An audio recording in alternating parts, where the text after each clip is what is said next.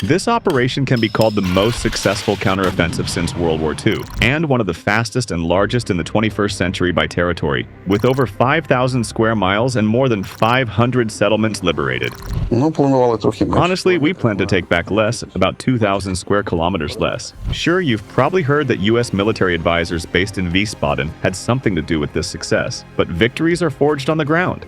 Think it was a bunch of Ukrainian commandos born with M4s in their hands? Oh no. The core of this war is infantry. Imagine one day you're a farmer, a shop consultant, or the lead singer in a post-punk band. The next, you're a storm brigade soldier. Bye-bye long hair. Learning how to make the enemy go ouch. In 14 days, we did about 170% of what we were ordered to do in 20 days. There are few victories like this in history. In fact, Ukraine's 2022 Eastern Counteroffensive might be the last major operation of its kind in modern warfare. Why was it so difficult? And why is it nearly impossible to repeat? You're about to see. It all started after Putin's blitz on Kyiv failed and Russia rushed its forces from the north to Ukraine's east and south, quickly securing numerical superiority on the axis of Ukraine's planned counterattack.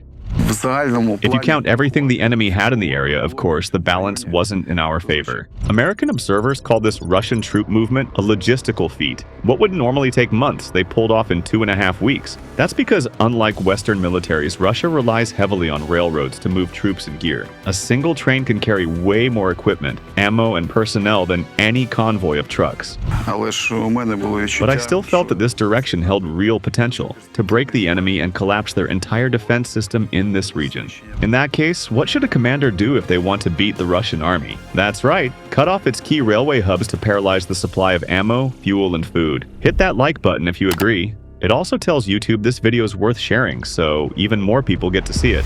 But breaking their logistics? Easier said than done. Russian generals are well aware of this weak spot in their tactics, and they know how to avoid it. That's exactly why the Russians captured the city of Kupiansk, a major rail hub, just 3 days into the invasion. Then they pushed forward so fast that Kupiansk ended up deep behind their lines, more than 45 miles from the front. Kupiansk is a uniquely strategic asset.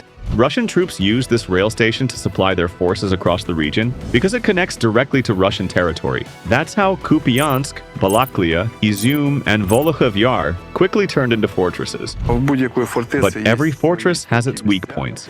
The Ukrainian army couldn't keep Kupiansk under fire control. Their artillery and MLRS had a max range of less than 45 miles. Air support? Not an option. No attack jet or fighter could make it there and back without being blasted out of the sky by Russian air defense, which shoots down anything flying above 100 feet. Even HIMARS and EM-270 launchers, which Ukraine had only just received, were using rockets with a 50-mile range. But those systems aren't meant to sit right on the front line. That's just not how they're designed to be used. So the Russians calmly stockpiled vehicles, fuel, and ammo, ready to launch another assault on Kharkiv MAP, or cut off the Ukrainian grouping in Donbass along the Sloviansk-Kramatorsk line.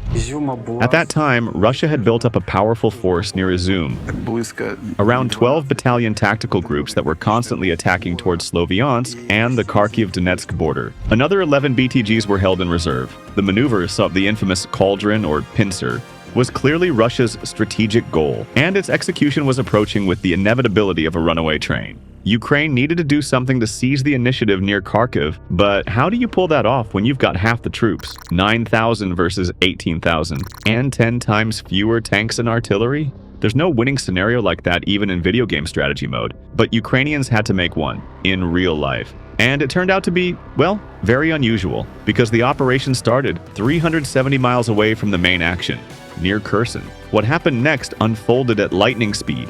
By the way, if you haven't subscribed yet, smash that button. Subscribing tells YouTube this channel's worth watching and helps push it to more viewers. And if you're already with us, welcome, bro. We're glad you're here. So, in August 2022, Ukraine launched a counteroffensive near Kherson, hitting the large Russian foothold on the right bank of the Dnipro. That attack was accompanied by a loud info campaign. Everyone was supposed to believe this was the main direction of the offensive. But the real plan was hidden deep in the fog of war. You can't just tell people, go on the offensive. You need resources, equipment, you need preparation. In deep secrecy, Ukraine rotated troops and concentrated mobile armored groups from mechanized and air assault brigades as well as light infantry from the territorial defense forces to cover the flanks. All of it aimed at one main blow in Kharkiv region. That's how they managed to balance troop numbers, 18,000 versus 18,000. But still, no sane commander would launch an offensive with equal numbers because military doctrine says you need a 3-to-1 advantage in open terrain and 5-to-1 or 6-to-1 when attacking in urban or wooded areas. However, Ukraine simply didn't have more troops or weapons, so they waited for Russian numbers to drop. How many? How many? Ukrainian General Syrskyi probably asked his intel every morning. And that intel wasn't just guys with binoculars, it included field reports, SIGINT, UMINT, and satellite data from Western partners, all to find out how many Russian troops were still holding the Oskol River Valley. Time passed, no change. Pressure mounted, because one misstep and the whole operation would collapse. But finally, in early September 2022, fortune tilted slightly toward Ukraine. Intel confirmed a drop in Russian force density in the region. Obituaries of Russian soldiers from the south added more proof. Russia had actually pulled troops from the east to reinforce Kherson. They didn't want to lose the right bank foothold on the Dnipro, so they gambled. Left Kharkiv front underdefended, assuming that dish would stay hot till they got back. Big mistake. Now the force ratio had flipped, 18,000 Ukrainians versus 9,000 Russians. Still not ideal for a guaranteed win, but Ukraine made up the rest with clever tactics and some secret sauce. First, the fog of war got even thicker. As a battalion commander, I only learned about the offensive plans 2 weeks before it started. To prevent any leaks, our unit commanders were ordered to draw maps for a completely different direction. Second, new Western weapons made a difference. Ukrainian troops were now equipped with Western armored vehicles, 155mm artillery systems, and modern communications. By then, we had foreign-made 155mm artillery systems and full HIMARS MLRS batteries. Even though HIMARS couldn't quite reach Kupiansk's rail hub, they could hit command posts and frontline ammo-fired fuel depots with precision. That alone put Russian logistics on shaky ground, but that was just the warm-up. The real game changer? Surprise and bold tactics. The weakest point in the Russian defense was the seam between two battalions north of Balakliya. That's where we struck first. On the morning of September 6, 2022, Ukrainian assault groups, backed by armor and artillery, slammed into Russian defenses near Balakliya. But here's the twist. The mobile armor units didn't engage. They bypassed the fortified positions and punched straight through into Russia's rear. The enemy's defenses were built around key high grounds and settlements, but there were gaps between them. Our vanguard units exploited those gaps to push forward. Advance units moved so fast they didn't even run into the enemy. Not even Sun Tzu has a name for this kind of maneuver. And yes, the Russians were absolutely stunned. There were cases when we drove through a village without stopping, and then the special forces guys doing cleanup behind us would report there were hundreds of Russians in that village. By September 7th, Balakliya was basically surrounded. By the 8th, it was fully liberated. A dense network of reconnaissance drones allowed Ukrainian forces to coordinate in real time. Artillery added even more chaos to the retreating Russian ranks, and when they pulled back, they didn't meet friendly lines. They ran into more Ukrainians.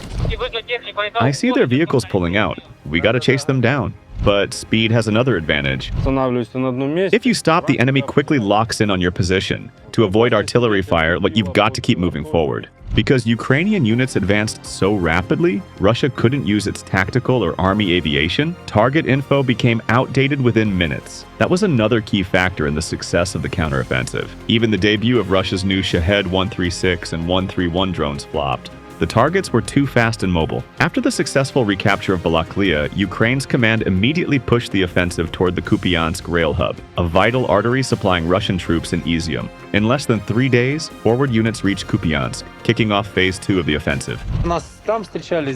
They opened fire when we got here, but we rolled in so aggressively and so fast they didn't see it coming. We took out a lot of them, and they started retreating into the forest. By September 10th, Ukrainian forces had captured the eastern part of Kupiansk, including the critical rail junction. Simultaneously, troops pushed toward Vovchansk and the Oskil Reservoir. Well, we're in Kupiansk. The 92nd liberated one side. We took the other across the river. These Russians and their BTR won't be sipping morning coffee again. Slava Ukraini. At the same time, a new push toward Izium began, another major Russian fortress. Ukrainian forces advanced down the Oskil Valley and entered the city on September 10th to 11th. Russian troops began a hasty retreat, abandoning vehicles, stockpiles, and even documentation, because with no supply and no comms, defending the city was impossible.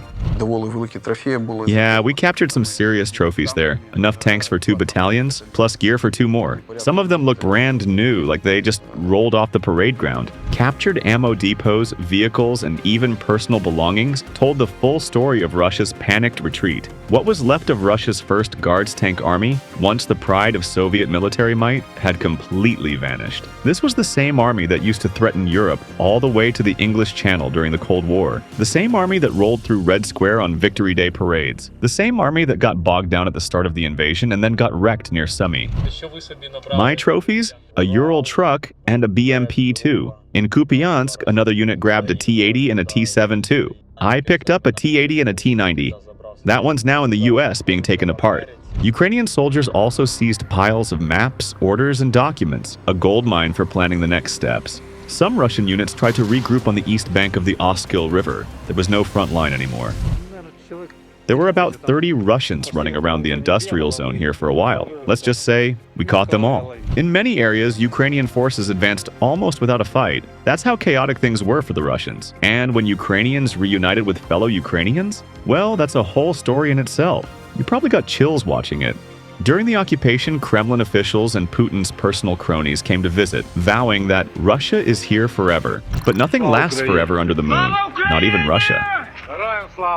After the liberation of Izum and then Liman, Ukrainian forces reached the R-66 highway from Svatove to Kremina, which became the new front line. Since then, despite constant heavy fighting, this stretch of the front hasn't moved much. But the war itself, it's changed. First, both sides started building serious fortifications, laying massive minefields, and bulking up artillery to make maneuver warfare nearly impossible. Second, Putin had to announce a mobilization to plug the holes in his front lines with fresh bodies. And third, the skies turned deadly. A sky full of drones, some on fiber optic cables immune to jamming, now means every little infantry raid is a dance with death. Each soldier is basically walking into a minefield from the sky. So, has maneuver warfare truly died? Well, Ukraine did pull off another daring move in Kursk, showing that it can still wage maneuver warfare. But that foothold didn't last long under Russian pressure. Meanwhile, Russian forces don't even try bold, large-scale ops anymore. They've embraced the slow grind, inching forward in what's been nicknamed the meat assaults. High casualty pushes for just a few meters of land.